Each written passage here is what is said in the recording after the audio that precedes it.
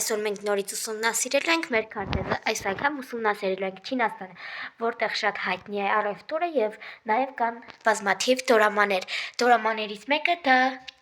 քեզ մոտ եմ թռչում տորաման է։ Դե ինչ եկեք լսենք Չինաստանի մասին տեղեկություններ։